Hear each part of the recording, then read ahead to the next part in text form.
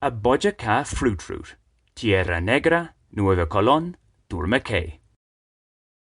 One criticism often levelled at Colombia's tourism industry is that compared to other countries in the region such as Argentina, Chile and Peru, it's quite underdeveloped. While this can be seen as a bit unfair considering the myriad problems the country has had to deal with, it's not like the rest of Latin America has been a bastion of bliss and stability during global tourism's golden age, one that is surely ending. Nonetheless, Colombia's internal conflict and notorious drug cartels gave it an especially sanguinary international reputation, keeping mass tourism in check. It's really only in the last decade or so that it has become something of a must-visit destination. The firm-hand tactics of President Álvaro Uribe from 2002 to 2010 played their part in this. State security forces, by fair means or foul, took control of greater parts of the national territory from insurgents. With that, locals and outsiders alike truly began to discover the country's many natural wonders. In this light, Colombia is playing catch-up with more established tourism destinations in South America. For sure, some of its cities and regions are now relatively well equipped in this regard. Many others, however, be it through indifference, ignorance or inadequate investment, or a mixture of all three, are not quite tourist ready. For me, this is often a bonus. I tend not to be a big fan of locations that are holiday hotspots. I largely subscribe to the idea, mentioned in a previous post, that tourism's greatest cancer is tourism. Thankfully, owing to its size and numerous beauty spots, Colombia has plenty of places to visit that aren't on the main tourist drag, yet are worth visiting. Indeed, never mind the country at large, one could spend years just travelling around the Boyacá and Cundinamarca departments and rarely be disappointed with what's on offer. Seasickness, by which I mean a longing for the sea, might be an issue for some. Over the last few years, I've done just that, visiting various Boyacá and Cundinamarca towns. And as long as Bogotá remains my base and my budget remains tight, the former is most likely to change before the latter, I'll continue with such travels. For my latest escapade, Boyacá's Nuevo Colón was the initial focus. A misunderstanding meant that I'd arrived at Bogotá's northern bus terminal over 2 hours early for the next direct service to the town. Rather than wait, and with approval for such a move from the ticket counter guy, I opted to take a then departing bus to Tierra Negra.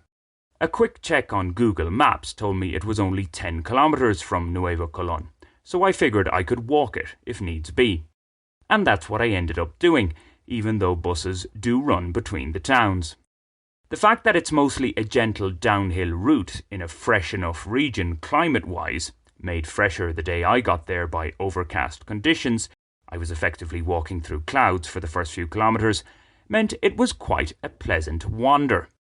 Spontaneous as it was, the 70-minute brisk walk on a traffic-light country lane turned out to be a nice counterbalance to the 2-hour bus spin to Tierra Negra.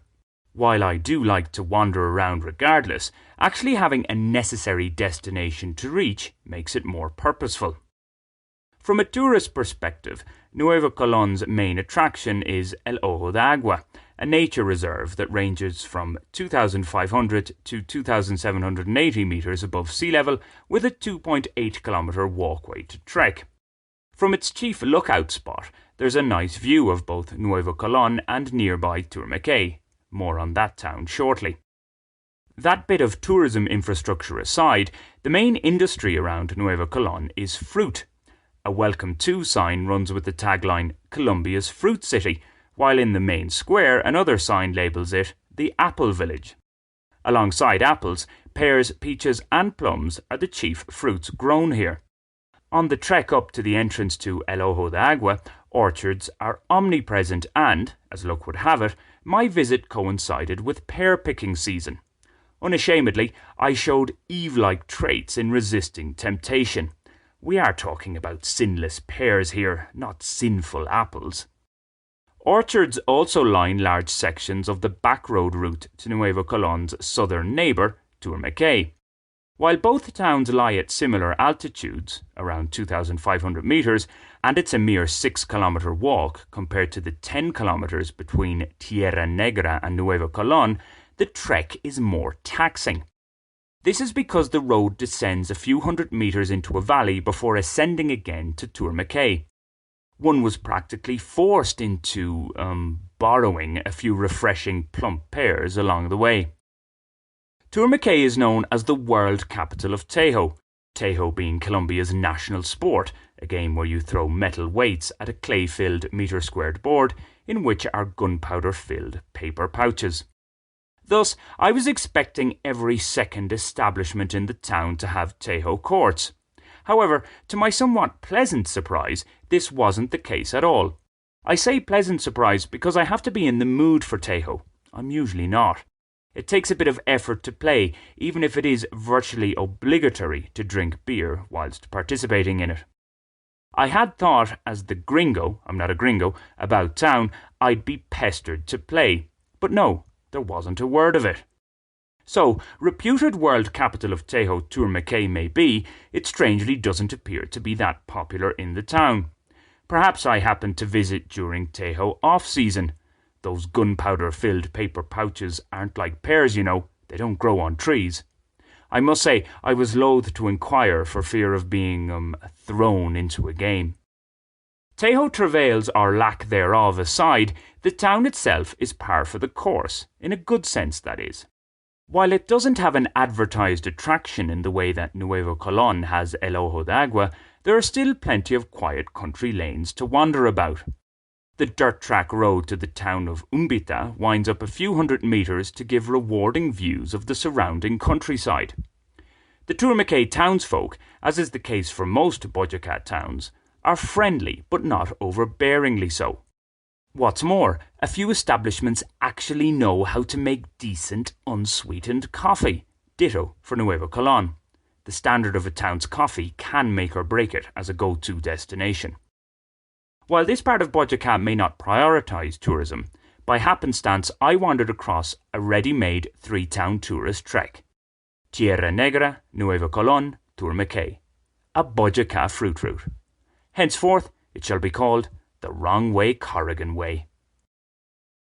As for accommodation, at 50,000 Colombian pesos per night, the only hotel in Nuevo Colón is on the pricier side of things for such small towns. However, rooms at 30,000 pesos per night with decent Wi-Fi are available above the veterinary shop on the main square. Ask for Nancy, the live-in administrator. In Turmequé, the colonial Hotel Casa Grande, with courtyard of course, next to the church and the main square, caters for all budgets, from what amounts to a honeymoon suite at 120,000 pesos per night to a far more affordable standard room at 30,000 pesos. With the mild-mannered and somewhat odd "Sí señor, tranquilo, Alfonso" as caretaker and its old-world style, there's something quite beguiling about Hotel Casa Grande.